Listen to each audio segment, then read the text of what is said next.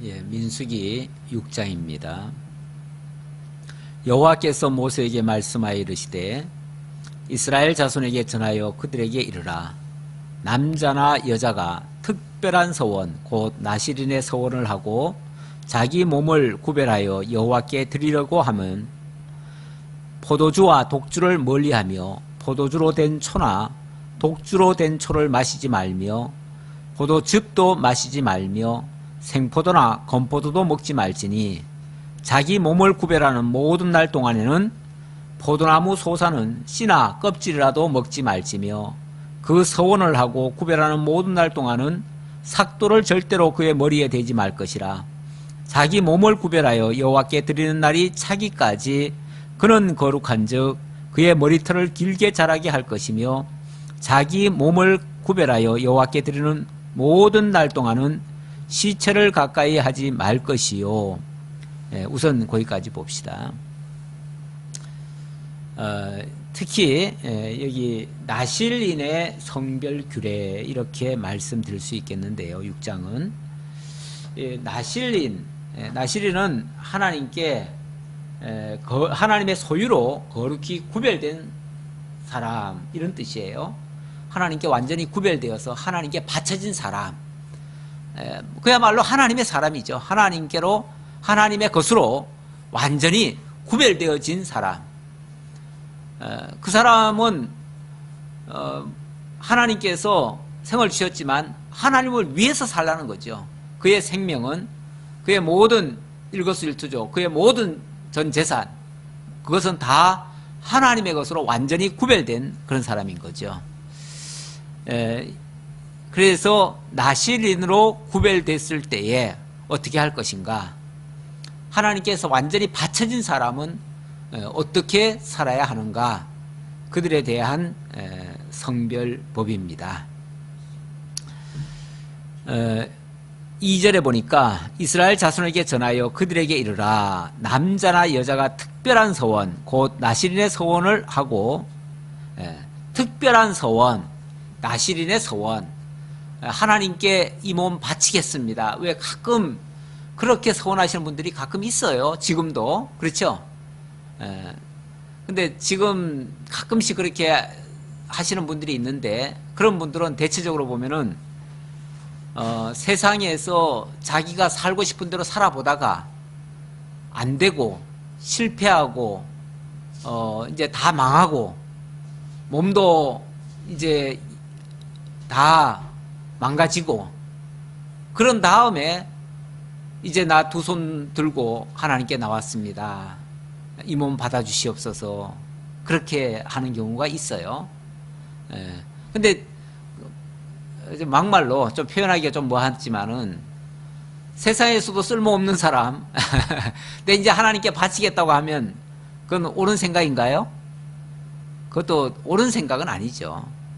사실은 힘있고 일할 수 있고 어느 정도 뭔가 할 수 있을 때 그때 서원하는 것이 오히려 맞기는 맞죠. 그런데 우리가 서원이라는 걸 사실 함부로 할 수가 없습니다. 구약시대 때는 이런 서원제도가 있었지만 이 서원제도라고 하는 것은 나중에 영원한 나실인 바로 예수 그리스도를 상징하고 예표하기 위한 그런 사람으로서 구약의 나실인이 있었던 거죠. 구약의 나실인, 대표적인 나실인들이 얼른 생각나는 거 보면은 뭐 삼손이나 이런 사람들 있잖아요. 몇몇 사람들이 나오는데 그런 사람들은 하나님께 완전히 자기를 바치기로 서원한 사람입니다. 서원했으면은 그때부터는 완전히 하나님의 사람이 되는 거예요. 그러면은 하나님의 지시가 있기 전까지는 자기 임의로 아무것도 못해요. 그야말로 머리 털럭 하나도 건드릴 수가 없어요. 그래서 머리에 삭도를 대지 말라는 거예요. 어느 거 하나도. 그리고 건포도, 생포도, 뭐 독주, 초 일체 마시지 말라고 그러죠. 포도즙도 마시지 말라고 그러죠. 이 포도라고 하는 게 원래 달콤하잖아요. 달콤하고 그것이 이제 발효가 되면 또 취하기도 하고 이러는데 이런 것들이 일종의 쾌락의 상징이기도 해요. 그 달콤함이 그 쾌락의 상징인데 이 세상 쾌락을 즐기거나 이 세상의 어떤 자기 육체를 위한 그런 것에는 관심을 갖지 말라는 얘기예요. 왜냐하면 하나님께 완전히 드려진 자가 세상적인 쾌락을 쫓아서 되겠어요? 그러면 안 되겠죠. 그래서 그런 것들을 완전히 멀리 하라는 거죠. 뭐 그 먹는 그 자체가 오늘 우리가 그러면 성경에 이런 거 나시린이 먹지 말라고 했으니까 오늘 우리도 이거 먹으면 안 되겠다 이렇게 생각하면 안 돼요. 이거는 일반인들에게 하는 얘기가 아니에요. 나시린들에게, 특별히 하나님께 서원된 자에게, 자기 몸을 완전히 구별된 자에게 하는 말이에요. 5절, 그 서원을 하고 구별하는 모든 날 동안은 삭도를 절대로 그의 머리에 대지 말 것이라. 근데 서원을 하고 구별하는 모든 날 동안은 그러죠. 그러니까 이것이 영원한 서원은 아니에요. 또 영원한 서원은 아니고 어떤 일정한 기간 동안 서원한 거예요. 내가 언제까지 무엇을 하겠습니다. 예를 들자면 내가 언제까지 무엇을 하겠습니다라고 하면 그 기간 동안 일체 이런 것들을 다 금하는 거죠. 그러면서 그 기간만큼 그 일을 하는 동안 그때는 전폭적으로 거기만 집중을 하고 그 일만을 위해서, 그게 이제 하나님의 사명이라고 생각하면 그것만을 위해서 하는 거죠. 그러나 그 일이 끝나면 그때는 이제 거기서 자유로울 수가 있죠. 그래서 영원한 제사장은 영원한 나시린은 아니에요. 영원한 나시린은 아니고 어떤 이제 일반 인간인들에게는 영원한 나시린은 없어요. 없고 일시적으로 어떤 서원을 하고 그 일을 감당할 때까지 그렇게 할 수는 있죠. 그렇게 하는 것을 이 나시린의 규례라고 말할 수 있고요. 물론 그리스도 같은 경우는 영원한 나시린이라고도 할 수 있죠. 왜냐하면 온전히 하나님께 드려진 자가 되니까요. 그러나 이제 그런 사람들의, 바로 이런 사람들은 장차는 그리스도에 대한 예표적인 인물이라고도 할 수 있다. 그 정도로 말씀드리겠습니다. 자, 6절입니다. 자기의 몸을 구별하여 여호와께 드리는 모든 날 동안은 시체를 가까이 하지 말 것이요 그의 부모 형제가 죽은 때라도 그로 말미암아 몸을 더럽히지 말 것이니.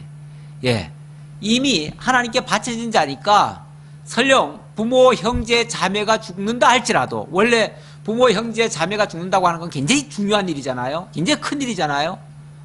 정말 우리 일륜지 대사 중에서도 아주 으뜸가는 대사예요.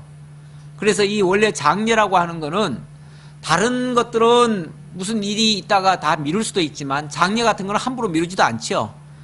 설령 뭐 눈이 오고 비가 오고 아무리 악천후가 와도 장례는 하지요. 그만큼 중요한 일이라고 생각을 하는 거죠.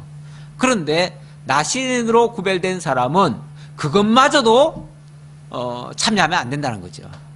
우리 예수님 말씀 속에서도 뭐 주님이 이제 부르신 제자들이 나를 따르라 그러니까 나는 뭐 부모님 장례를 해야 되는데요. 나는 뭐 뭘 해야 되는데 그러니까 죽은 자들은 죽은 자들에게 맡기고 너는 나를 따르라 이렇게 얘기하죠. 완전히 어찌 보면 하나님께 완전히 구별된 자라면은 사실 세상 것에 연연하면 안 돼요. 세상 것 때문에 뭘 못한다 이런 소리도 하면 안 돼요. 사실 우리가 하나님의 일을 한다고 하는 것은 다른 그 무엇보다도 우선시하고 앞세우고 다른 것 때문에 내가 하나님의 일을 못한다, 이거는 사실은 말이 좀 안 되는 얘기예요. 어불성설이에요. 우리가 하나님을 위한 일이 먼저 되고 그 다음에 세상 일도 해야 되는 거죠. 그러니까 무슨 일을 하든지 간에 1순위를 하나님의 일로 두는 것이 사실 우리의 마땅한 자세예요. 하나님 백성된 성도들의 마땅한 자세이기도 해요. 그건 하나의 우리가 교훈으로 받을 수 있는 얘기고요. 구약의 나시린 같은 경우는 아주 이게 철저했습니다. 지금 우리는 이걸 교훈적으로 봤지만 그들은 그 생명이에요, 생명. 만약 이걸 어길 시에는요, 생명을 잃을 수도 있어요. 그 정도로 생명과 같은 거예요. 그 다음 8절입니다. 7절 들 읽었나요? 그의 부모 형제 자매가 죽은 때라도 그로 말미암아 몸을 더럽히지 말 것이니 이는 자기의 몸을 구별하여 하나님께 드리는 표가 그의 머리에 있음이라. 이 머리라고 하는 것은 머리가 사실 우리 몸에서도 가장 중요한 부분이잖아요. 가장 중요한 부분인데 그게 바로 하나님께 드리는 표례예요. 그러니까 왜 머리를 기르고 거기다 삭도를 대지 말아야 되느냐 하면은 그게 표라는 거예요. 내가 하나님께 순복하고 있습니다라고 하는 표라는 거예요. 어떤 면에서 머리는 함부로 구약시대로 말하면 함부로 자르지도 말라는 거예요. 물론 하나님이 자르라고 하면 이제 결례가 끝나면 그때는 잘라도 돼요. 그때는 자르고 그 때가 되기까지는, 다시 말하면 하나님의 일을 이루기까지는 머리도 안 건드리는 거예요. 이게 일종의 의미적으로 말하자면 내 임의로 뭘 하지 않는 거예요. 머리라고 하는 게 모든 걸 다 컨트롤하잖아요. 컨트롤하는데 그야말로 하나님의 지도를 따라서 하나님이 하게 하신 일, 그것만 지시를 받고 하나님께로만 방향을 틀어놓는 거죠. 모든 안테나가 하나님께로만 가 있는 거죠. 그래서 하나님께로만 지시를 받고 하나님이 하게 하신 일만 하고 그 외의 일은 몰라라. 심지어 부모 형제가 죽어도 나는 몰라라. 이 정도가 그야말로 나실인의 모습이죠. 그래서 하나님께 드리는 표가 그의 머리에 있기 때문에 머리털 하나도 건드리면 안 되는 거예요. 그래서 머리털도 면도도 하지 말아야 되는 거예요. 그때는 자기의 몸을 구별하는 모든 날 동안 그는 여호와께 거룩한 자니라. 누가 갑자기 그 곁에서 죽어서 스스로 구별한 자의 머리를 더럽히면 그의 몸을 정결하게 하는 날에 머리를 밀 것이니 곧 7째 날에 밀 것이며 8째 날에 산비둘기 2마리나 집비둘기 새끼 2마리를 가지고 회막문에 와서 제사장에게 줄 것이요. 그런데 내가 아무리 지키려고 해도요, 불가피하게 못 지켜주는 수도 있어요. 예를 들면 나는 부모도 몰라라 하고 형제도 몰라라 하고 어떻게 보면 하나님만 위해서 지금 살겠다고 머리도 정말 안 깎고 면도도 안 하고 그리고 딱 지금 구별된 생활을 하고 있는 중인데 내 옆에 있던 사람이 갑자기 죽어버리네요. 내가 만나려고 한 게 아닌데 그냥 어쩔 수 없이 그런 경우를 당할 수가 있어요. 그러면 부지 중에 어떻게 보면 불결함에 접촉이 돼버린 거예요. 그러면 어떻게 하느냐 그 말이죠. 그럴 때는 지금까지 자기 과신은 아닐지라도 뭐가 되는 거죠? 일단 무효가 되는 거예요. 무효가 되니까 어떻게 해요? 무효가 되면 다시 시작해야 돼요. 다시 시작하려면은 어떻게 해요? 다시 시작한다는 의미에서 머리를 그냥 싹 깎아야 돼요. 그래서 다시 시작할 때 머리를 깎는 거예요. 어떻게 보면은 우리 가끔 왜 그런 얘기 하잖아요. 어떤 사람이 머리를 싹 깎으면은 저 사람 무슨 생각에 변화가 있나? 뭔가 새로운 결심을 했나? 뭔가 새로운 결심을 한다든지 뭔가 새롭게 할 때는 이 헤어스타일도 바꾸고 우리 몸의 치장도 다시 하고 그런 경우가 있죠. 애들이 그래서 가끔은 왜 애들은 머리 빡빡 깎는 경우가 있잖아요. 그러면 저놈이 지금까지는 부모 아래 순종의 표로 그렇게 지내왔는데 갑자기 저놈이 머리를 빡빡 깎은 것은 이제부터는 부모 말 안 듣겠다고 하는 반항의 표시구나. 요즘 젊은이들이요 머리 빡빡 깎는 이유 중에 하나가 그 반항의 표시기도 해요. 실제로 그렇습니다. 실제로. 그러니까 그게 이제부터는 부모 말도 안 듣겠다. 나는 이제 내 인생 내가 따로 살겠다. 어찌 보면 독립선언한 거나 마찬가지일 수도 있어요. 물론 그런 의미를 가지고 했는지 안 했는지는 모르지만은. 그래서 머리 빡빡 깎고 나오면요, 누가 그 빡빡 깎는 걸 원하겠어요? 아무도 원하지 않잖아요. 근데 자기가 빡빡 깎아버리잖아요. 그럼 나는 이제 누구 말도 이제 안 듣겠다. 그래서 일종의 반항의 표시라 그렇게도 얘기를 해요. 그래서 누가 머리 빡빡 깎고 오면 뭐 불만이 있어? 뭐 사회 불만이 있어? 이렇게도 묻기도 하지요. 중원 씨도 너무 머리 바짝 깎지 말아요. 그것도 일종의 반항하는 거야. 그렇게 하지 마시라 그러면은 어느 날 보면 또 깎아버려. 근데 은근히 반항하는 것 같아요. 예, 조금 여담이었어요. 죄송해요. 제가, 이거는 성경 얘기는 아니에요. 예. 자, 그 다음. 혹시 부지 중에 그런 일이 있으면 그때는 새 출발하라 그 말이에요. 새 출발하려면 어떻게 해요? 그럼 머리 다 깎고 새로 시작해야 돼. 새로 시작하려면 하나님 앞에 다시 제사 드리고 또 시작을 해야 돼요. 그래서 7째 날에는 머리 빡빡 밀어버리고 8째 날에 산비둘기 2마리나 집비둘기 새끼 2마리를 가지고 회막문에 와서 제사장에게 줄 것이요. 자, 제사장에게 주어서 제사장으로 하여금 이제 제사를 드리게 하는 거죠. 그러면 제사장은 그 하나를 속죄제물로, 하나를 번제물로 드려서 그의 시체로 말미암아 얻은 죄를 속하고, 또 그런 그날에 그의 머리를 성결하게 할 것이며, 머리를 다시 이제 구별한 거예요. 그래가지고 그때부터 새롭게 그걸 이제 보존하도록, 유지하도록 그렇게 하는 거죠. 자기 몸을 구별하여 여호와께 드릴 날을 새로 정하고 1년 된 순양을 가져다가 어린 속건제물로 드릴지니라. 자기의 몸을 구별한 때에 그의 몸을 더럽혔은즉 지나간 기간은 무효니라. 참 구약시대는 엄격했죠. 그래서 조금만 문제가 있으면, 우리가 뭐 이렇게 게임할 때 보면은 게임 뭐 하다가 그 차례대로 가야 되는데 그 순서가 틀리면 스톱 하고 다시 원위치, 그래가지고 다시 새로 시작하죠. 그런 거랑 마찬가지예요. 지금 나실인의 이 규례도 비록 내가 서원하고 내가 하나님 앞에 하기로 했지만은 중간에 어떤 과실이 있으면 지금까지 했던 거 다 무효, 지금부터 새로 시작하자, 이렇게 하는 거죠. 그래서 항상 그 성결함을 유지하려는 것이 목적이에요. 뭐 지키는 게 목적이 아니에요. 지키는 게 목적이 아니고 그 성결하게 해야 되는 거죠. 13절입니다. 나실인의 법은 이러하니라. 자기의 몸을 구별할 날이 차면 그 사람을 회막문으로 데리고 갈 것이요. 그러니까 언제까지 내가 이렇게 하겠습니다라고 소원을 해놓고 그 날까지 어떻게 보면 잘 유지했으면, 그러면 이제 회막문으로 데려가는 거예요. 데려가서 그는 여호와께 헌물을 드리되 번제물로 1년 된 흠없는 순양 1마리와 속죄제물로 1년 된 흠없는 어린 암양 1마리와 화목제물로 흠없는 순양 1마리와 무교병 1강주리와 고운 가루에 기름 섞은 과자들과 기름 바른 무교 전병들과 그 소제물과 전제물을 드릴 것이요. 그러니까 이게 지금 보세요. 자, 이제 보면 이제 어느 일정한 기간 동안 서원을 했고 그 서원 기간이 차면 이제부터 너는 나실인이다라고 이제 인정하고 본격적으로 이제 하나님의 일을 시작하는 거예요.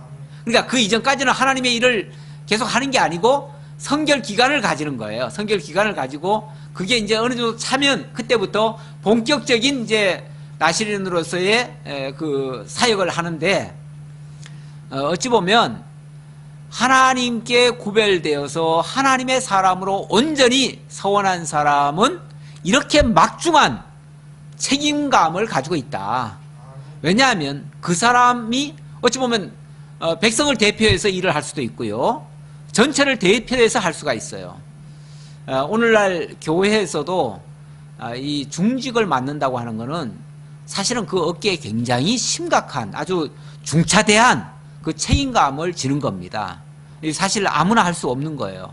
그래서 그 직임자를 원래 뽑을 때도 사실 교회가 함께 기도하며 준비하며 교회가 정결한 가운데서, 깨끗한 가운데서, 흠이 없는 가운데서, 탈이 없는 가운데서, 안정된 가운데서 그렇게 해야 됩니다. 그렇게 준비하고, 그 다음에 그 직임을 맡은 사람도 자기가 정말 그 직임을 맡기까지 굉장히 신중하고 조심하고, 만약에 무슨 하자가 자기한테 발견되면 그럴 때는 다시 새로 시작하는 마음으로, 어찌 보면 처음으로 되돌아가 가지고 내가 다시 하겠습니다, 이런 자세로 사실은 해야 돼요.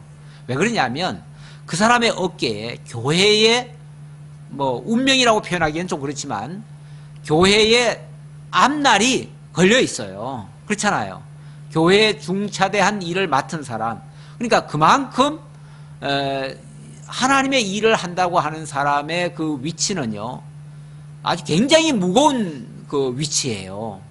그 사람의 말 한마디, 행동 하나는 교회를 좌우할 수가 있어요. 실제로 그 권세가 주어지지 않았으면 그 사람의 영향이 그렇게 교회에 안 미칩니다. 안 미치는데, 예를 들면 교회 뭐 장로다, 권사다, 어떤 교회 자관, 이 중직의 그런 어떤 직위를 가지게 되어지면요, 그 사람의 말은 한 개인의 말이 아니에요. 개인의 말이 아니고 교회 대표의 말이기도 하고요, 뭐 더 심하게 말하면 하나님을 대신해서 하는 말일 수도 있어요. 경우에 따라서는. 그만한 막중한 책임감과 의무감이 주어져 있는 거예요. 그러다 보니까 그 사람의 말 한마디가 교회를 좌지우지 흔들 수도 있고, 또 반대로 말하면 교회를 견고하게 세울 수도 있어요. 그러니까 그만큼 그런 중차대한 일을 맡은 사람은 그만큼 성결해야 되고, 모든 면에서 앞서서 말이나 행동이나 모든 면에서 사실은 본이 돼야 되고요. 남에게 흠이 안 잡혀야 되고요. 허물이 없어야 되고요. 그래서 장로를 세울 때, 권사를 세울 때, 중직을 세울 때는, 그래서 사실 세상적인 그런 면도 안 볼 수가 없어요. 왜냐하면 그런 거를 안 보고 그냥 해버리면은 나중에 가서, 왜냐하면 세상적인 기준에도 못 미치는 수가 있잖아요. 그렇게 되어지면 그것이 조롱거리가 될 수가 있고, 그것 때문에 교회가 함께 어려움을 당할 수도 있어요. 함께 비난의 대상이 될 수 있잖아요. 그래서 교회에 막대한 장애를 줄 수가 있어요. 그래서 사실 이 나시린의 규례는 어떤 면에서 하나님의 일을 하고자 하는 사람들이 갖춰야 될 어찌 보면 기본적인 소양, 자세, 그런 어떤 규범, 이런 것을 오늘 우리에게 교훈적으로 주고 있다. 그 정도로도 말씀드릴 수 있어요. 물론 이 나시린의 근본 취지는 장차 하나님 앞에 온전히 드려져서 온전한 하나님의 사람으로 완전히 구별된 자, 바로 예수 그리스도를 예표한 인물이에요. 그렇긴 하지만 실제로 많은 사람들이 지나오면서 그런 일을 했고, 또 오늘 우리에게도 교훈적으로 이런 것들을 하고 있습니다. 그만큼 심각한 일이기 때문에 절차도 굉장히 까다롭고, 어찌 보면 무거운, 이렇게 예를 들어서 여기 지금 제사를 드리는데요. 제사가 무슨 제사입니까? 자, 번제물, 속죄제물, 화목제물, 그리고 뭐 또 소제물, 이거 다 드려야 되잖아요. 어찌 보면 지금 한 네 대까지 모든 제사를 다 드리라는 거예요. 그 사람을 위해서. 그러면은 이 번제라고 하는 거는 어떤 의미가 있어요? 번제라고 하는 거는 온전히 다 태워드리는 제사잖아요. 속죄제라고 하는 거는 완전히 희생하는 거잖아요. 대신하는 거. 화목제물이라고 하는 것은 모든 사람을 다 끌어안는 거잖아요. 소제물은 정말 가루가 되도록 자기를 다 희생하는 거예요. 자, 이렇게 되도록 그 제사를 드려야 된다고 하는 것은 바로 그가 가지고 있는 그 책임감, 의무감이 그렇다는 얘기예요. 그만큼 이 중책을 맡은 사람은 하나님의 나라를 위해서, 교회를 위해서 정말 자신을 온전히 불사르도록, 또 자신을 온전히 희생하도록, 또 자신이 온전히 화목을 이루는 그런 불쏘시개처럼 그렇게 사용이 되어져야 된다는 얘기예요. 그런 의미를 담고 그 사람을 위해서 그렇게 제사를 드리라는 거 아니겠어요? 그만큼 중차대한 책임감이 주어져 있다. 그런 자들에게, 나시린에게 그런 말이죠. 화목제물로 17절입니다. 화목제물로 순양의 무교병 한 강주리를 아울러 여호와께 드리고, 이건 덧붙여서 화목제물로 무교병 한 강주리를 또 아울러 드리래요. 그 소제와 전제를 드릴 것이요, 자기의 몸을 구별한 나시린은 해망문에서 자기의 머리털을 밀고 그것을 화목제물 밑에 있는 불에 둘지며, 자기의 몸을 구별한 나시린이 그의 머리털을 민 후에 제사장이 삶은 순양의 어깨와 강주리 가운데 무교병 하나와 무교전병 하나를 취하여 나시린의 두 손에 두고 여호와 앞에 요제로 흔들 것이며, 그것과 흔든 가슴과 받들어 올린 넓적다리는 성물이라 다 제사장에게 돌릴 것이니라. 그 후에는 나시린이 포도주를 마실 수 있느니라. 이제 어찌 보면 이런 의식을 다 치르고 그만한 자격을 갖춘 후에는 뭐 할 수 있다? 그때는 이제 어찌 보면은 어느 정도의 그 모든 제약에서, 굉장히 까탈스러운 제약이었죠. 그 제약에서 이제 풀리는 거예요. 풀리고 어찌 보면 그 모든 과정을 통과한 사람이에요. 통과했기 때문에 이제는 포도주도 마실 수 있다. 이렇게 얘기를 하는데, 우리 예수님을 제가 아까 이 나시린은 장차 온전한 대제사장 예수 그리스도에 대한 예표적인 모습이다라고 했는데, 예수님이 오셔서 한 일이 뭐예요? 사실은 온전히 거룩히 구별된 하나님의 사람으로 일을 했지요. 하는데 과정 속에서 보면은 포도주도 드시고 뭐 이런 일을 했지요. 그러니까 바리새인들이 와서 비난을 하잖아요. 어떻게 너희 선생은 하나님의 선지자다 또는 뭐 이렇게 표현하면서 어떻게 포도주를 즐기고 그러느냐, 막 그런 표현을 약간 비난하듯이 얘기를 했지요. 그랬더니 예수님께서는 우리가 잔치 아래에서는 뭐 할 수 있다? 잔치집에 가서는 우리가 즐길 수 있잖아요. 잔치집에 가서는. 그러니까 그리스도 안에서는 또는 하나님 안에서는 우리가 이미 잔치하는 거나 마찬가지다. 그러니까 어느 과정이 거치고 나면 이제는 잔치집으로 바뀌는 거죠. 그리스도 안에서는 잔치집으로 바뀌는 거죠. 거기서는 이제 물론 뭐 그렇다고 해서 거기서 죄악의 요소까지 다 허용된다는 얘기는 아니지만은 이제 쾌락적인 요소, 즐거움의 요소 이런 것들이 그 나실이 되는 과정에서는 그것이 어찌 보면 중지가 됐었는데, 이제 완전히 나실이 된 다음에는 즐거움도 가질 수 있는 거죠. 즐거움도 가지고 만족하게 기쁘게 일을 할 수 있는 거죠. 그런 차원에서 이것도 할 수 있다, 이런 표현을 한 겁니다. 자, 그 다음 21절요. 이는 곧 서원한 나실이니 자기의 몸을 구별한 일로 말미암아 여호와께 헌물을 드림과 행할 법이며, 이 외에도 힘이 미치는 대로 하려니와 그가 서원한 대로 자기의 몸을 구별하는 법을 따라야 할 것이니라. 자, 그런데 여기 끝에 무슨 말이 나옵니까? 자, 이런 일을 할 때에 힘이 미치는 대로 하려니와 이렇게 말합니다. 힘이 미치는 대로. 아까 보니까요, 뭐 제사를 드리는데 뭐 양을 잡고 순양 한 마리와 뭐 순양도 한 마리가 아니에요. 그러니까 뭐 왜냐하면 제사가 여러 가지다 보니까 몇 마리가 드리고 또 암양이 드려지고 또 뭐 새가 드려지고 뭐가 드려지고 뭐 여러 가지 드려져요. 막말로 돈 없고 힘 없으면 못 하겠네요. 이런 소리도 나올 수 있죠. 예를 들면 아니 뭐 하나님의 일을 하려고 하는데, 하나님께 바치는 어찌 보면 일을 하려고 하는데 내 몸은 바치겠다고 말은 하겠지만은 보니까는 뭐 제사 드리는데 이것도 들어가고 저것도 들어가고 뭐 얼마나 많이 들어가는지 몰라요. 그러니까 무슨 얘기 생각까지 할 수 있냐면 뭐 돈 없으면 하나님 일도 못 하겠네. 어떤 사람은 가끔 그런 얘기해요. 아, 내가 하나님께 바치겠나이다. 근데 막상 뭐 바치려고 해보니까 아무것도 없어요. 그러니까 뭐 예를 들어서 교회에서는 뭐도 필요하고 뭐 할 것 같은데 참여를 못 해요. 그럼 하나님의 일을 하고 싶어도 못 하겠네? 이런 소리가 저절로 나오죠.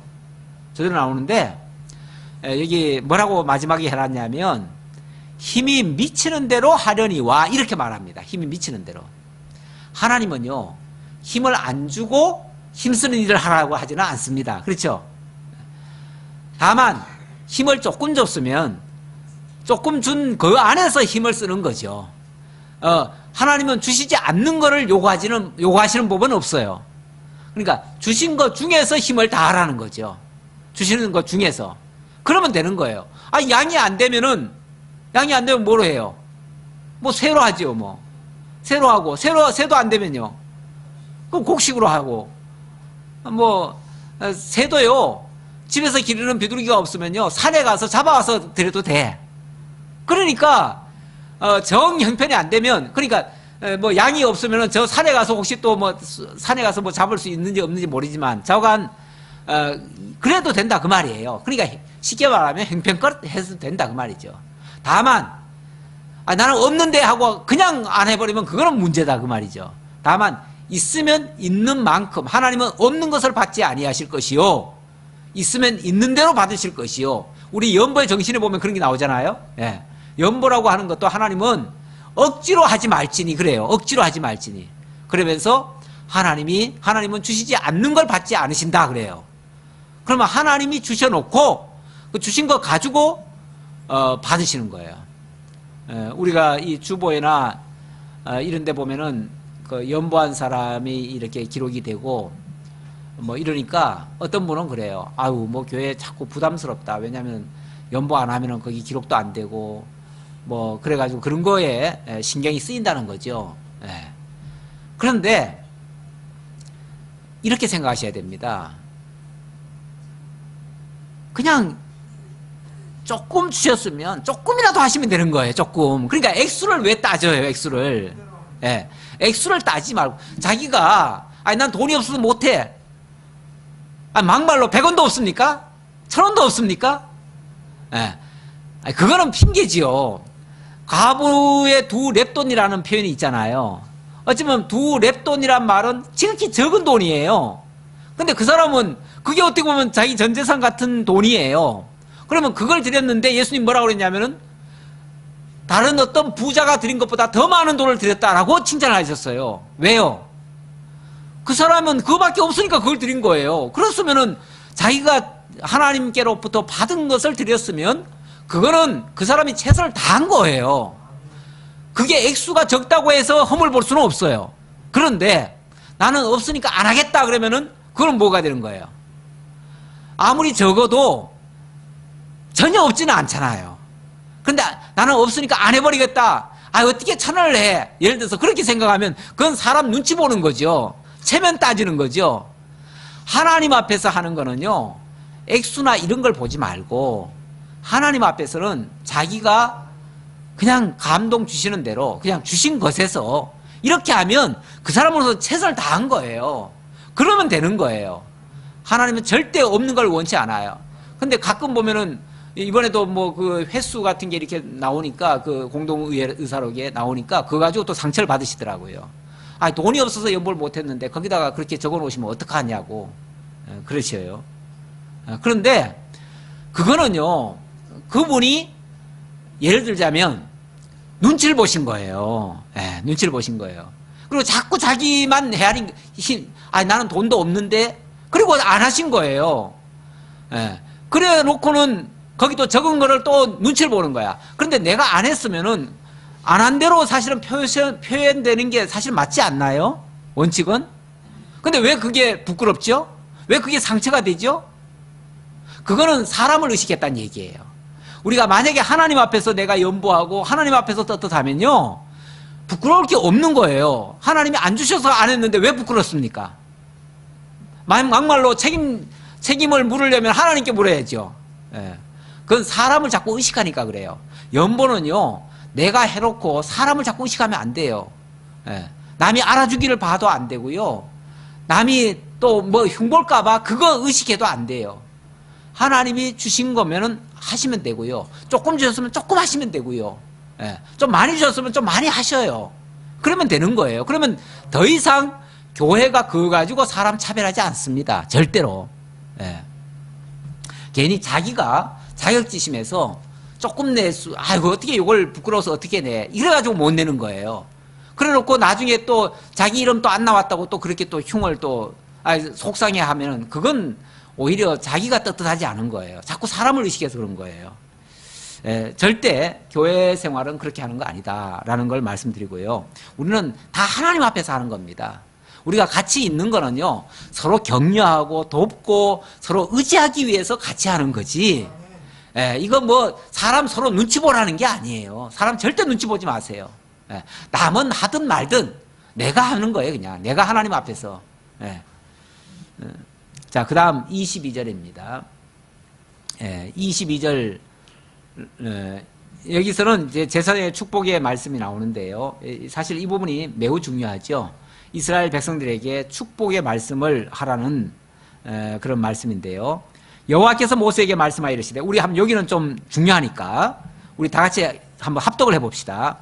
아론과 그의 아들들에게 말하여 이르기를, 너희는 이스라엘 자손을 위하여 이렇게 축복하여 이르되, 여호와는 내게 복을 주시고 너를 지키시기를 원하며, 여호와는 그의 얼굴을 내게 비추사 은혜 베푸시기를 원하며, 여호와는 그 얼굴을 내게로 향하여 드사 평강 주시기를 원하노라 할지니라 하라.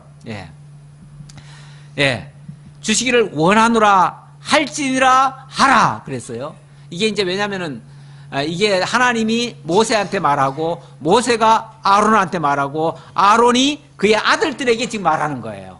그러다 보니까 이렇게 원하노라 또 그렇게 하라 그 다음에 또 하시니라 이렇게 이제 연거푸 얘기하는 거예요. 그러니까 이게 몇 단계 내려가는 말이에요. 이건 최종적으로는 제사장이 백성들을 향해서 외치는 말이에요. 외치는 말이 내용이 뭡니까? 이렇게 축복하라 그랬죠. 축복하라. 축복하는데 축복이란 말은 복을 빌어준다 그 말이에요. 근데 우리가 가끔 보면 하나님이여 축복하옵소서 이렇게 표현하는데 그건 좀 잘못된 표현이에요. 왜냐하면 하나님은 축복하시는 분이 아니라 강복하시는 분이에요. 다시 말하면 복을 내려주시는 분이에요. 축이라고 하는 말은 빌축자니까 하나님은 복을 빌어주시는 분이 아니고 하나님은 복을 내려주시는 분이에요. 내려주시는 분인데 그 복을 그러니까 하나님은 복을 주시는 분이고 빌어주는 자는 누구예요? 제사장이죠. 그러니까 제사장은 축복을 해요. 다시 말하면 오늘날도 마찬가지예요. 우리는 축복을 하는 게 맞고요. 우리는 성도들을 축복해야 돼요. 성도들도 또 다른 사람들을 축복해야 돼요. 우리는 축복하는 게 맞고요. 하나님은 우리에게 강복하셔요. 강복. 복을 내리셔요. 네. 복을 내리시는데 자 어떻게 복을 빌어주는가? 여호와는 내게 복을 주시고 너를 지키시기를 원하며 하나님이 복 주시기를 원한다. 진짜 복은 하나님께로부터 오는 복이 진짜 복이에요. 진짜 복이 뭐예요? 하나님께서 주시는 복인데 그 복이 어떤 복이에요? 네. 우리가 복 그러면은 흔히들 오복 생각하잖아요. 오복. 오복은 이 물질적인 복이죠. 이 세상 살아가는데 필요한 복들이죠.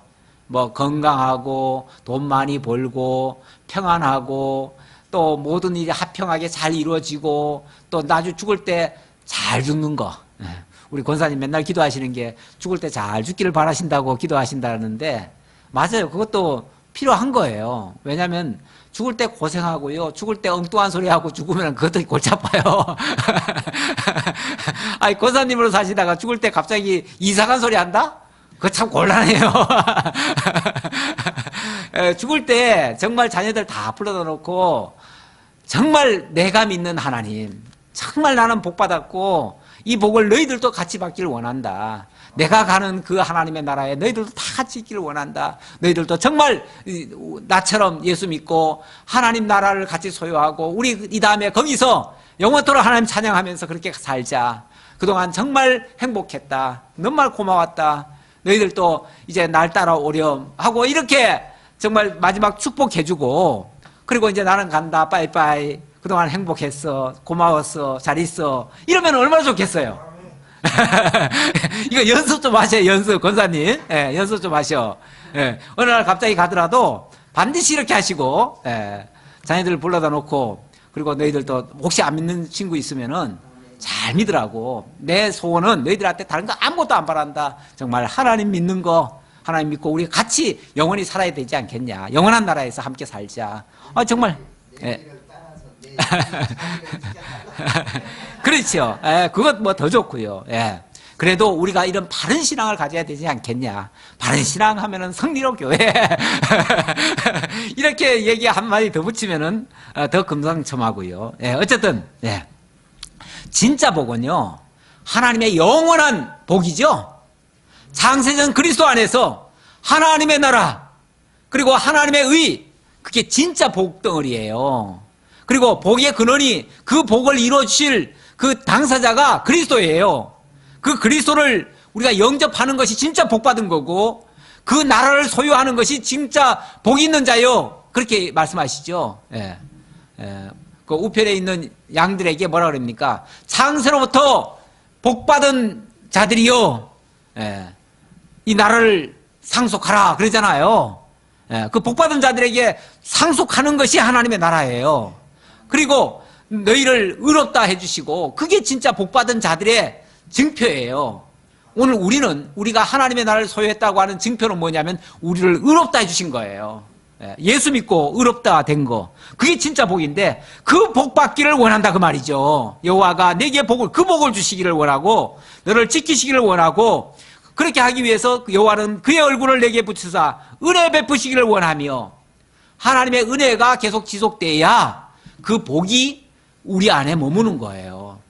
하나님의 은혜가 없이는요, 이 복을 아무도 못 받습니다. 은혜라고 하는 게 하나님께로부터 거저 주신 선물인데요, 우리가 선물 안 받으면요, 믿음도 없고요, 하나님 못 믿습니다.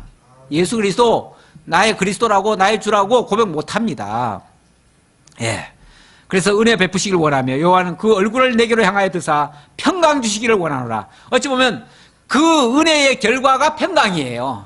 그 은혜를 받은 자들에게 영원한 평강, 자유함, 기쁨, 이 만족함, 정말 행복감, 이런 것들이 보너스로 오는 거예요. 보너스. 그래서 예수 믿은 사람 죽을 때 아까도 얘기했지만 또 잔소리 같지만은 나는 행복했다, 고마웠다, 정말 하나님의 은혜와 함께 있기를 원한다, 뭐 그렇게 참 얘기하고 간다면 더할 나위 없는 깨끗한 삶, 정말 행복한 삶이었다고 후대도 칭찬할 겁니다. 그거 믿음 본받자고 할 겁니다. 그들은 이같이 내 이름으로 이스라엘 자손에게 축복할지니 내가 그들에게 복을 주리라. 이게 하나님이 약속한 복이에요. 진짜 복이에요. 그 복을 약속했으니까 우리는 뭐 하면 돼요? 약속했으니까 우리가 축복하는 거죠. 그 축복은 덮어놓고 이제 조금 있으면 우리가 뭐 합니까? 이제 새해도 되니까 축복하죠? 덕담 나누잖아요. 덕담할 때 무슨 축복 받아요? 세상 물질 축복? 물론 그것도 보너스로 받으면 좋고요. 진짜 하나님의 은혜와 평강의 복, 하나님 나라와 의의 복, 그런 것들을 우리가 기원하면서 그렇게 한다면 우리의 신앙도 한층 더 아름다운 신앙으로 만들어질 것이라 그렇게 생각합니다. 기도하겠습니다. 아버지 하나님 감사합니다. 우리에게 너무나 소중한 진리의 내용을 통해서 하나님 앞에 바르게 서도록 인도해 주시니 감사합니다. 아버지 하나님, 진정한 복 우리에게 들려주시고 깨닫게 하시고 믿어지게 하시고 그 복을 또 남들에게까지 우리가 빌어줄 수 있는 그런 믿음의 사람, 오늘 특별히 나시린에 대해서 소개받았습니다. 나시린은 정말 하나님께 바쳐진 자로서 자신을 위해서 사는 자가 아니라 정말 하나님을 위해 살고 하나님의 백성들을 위해서 사는 그런 사람인 것을 깨달았습니다. 오늘 우리도 하나님 앞에 부르심을 입은 자들로서 정말 하나님을 위해 살아가는 진실한 하나님의 자녀들, 하나님의 일꾼들 될 수 있도록 함께해 주옵소서. 베풀어 주신 은혜 감사드렸고 예수님의 이름으로 기도하옵나이다. 아멘.